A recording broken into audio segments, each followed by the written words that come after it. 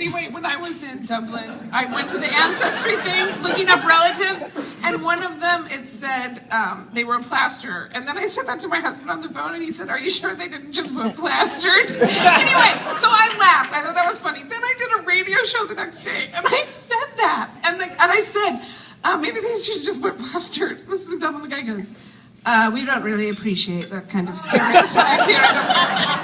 Oh my God, I was so embarrassed. And of course he was right. Like, I was like, "Oh yeah, that's terrible. Oh, I know that's not true. I know that's not true." Yes, it is. Anyway, okay, now this is another quick little Dublin story. A lot of Dublin in the show tonight. So I was an Obama supporter. I voted for him twice, gave him money, campaigned, love him, love him. Okay, but I do feel a little bit like somebody who's been married to somebody for 8 years or 6 years. And they really weren't who, they're not really exactly who you thought they were, which is probably true for anyone, right? And so I feel like, I do feel a little kind of disappointed, but I feel like it's realistic. And I guess sometimes I think, well, I thought he was pretending to be a centrist because he really was a progressive, and then he was going to let loose. And now I feel like he's really a centrist. Like, that what total honest advertising. Like, what? And you can't believe how I still have hope. Like, I am really like the girl in the relationship who keeps spinning it. Like, no, he has a plan. Like, even the latest healthcare plan where the employers don't have to comply. I'm like, that's because he's still trying to get the public option in. That's why he's doing that. People are like, no. I was like, really? And I have to say, there are moments late at night, I will confess to you, where I have an embarrassing thought, which is, maybe I should have married Hillary. Maybe that would have been better.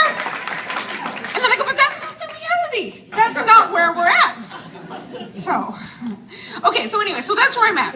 Okay, so then I go to Dublin, and oh my God, do you guys know about Airbnb? You know that website Airbnb where you can rent places in people's houses? Okay, so I've done that 3 times now, and it is really great. Although in London, it was the first time I shared, like, this couple had an extra bedroom, and I stayed in the extra bedroom, and they were really nice, and it was right near Piccadilly Circus. It was the perfect location and really inexpensive, and they were really great, but we had to share a bathroom, and I said to my husband, I feel like I spent 6 days trying not to go to the bathroom. I would go to the bathroom and think, oh my God, I have to go to the bathroom again. It's only 10 minutes later. I can't go to the bathroom again. Okay, but anyway, in Dublin, long setup to get to Dublin, I stayed in an Airbnb. It was fantastic. This old, Georgian, old Irish house. Like, it was just a little studio. And the woman was going to France, and her parents lived upstairs. And she said, my parents lived upstairs, and you might run into them, And I said, oh, okay. And she said, now I have to warn you, they're really big Obama haters.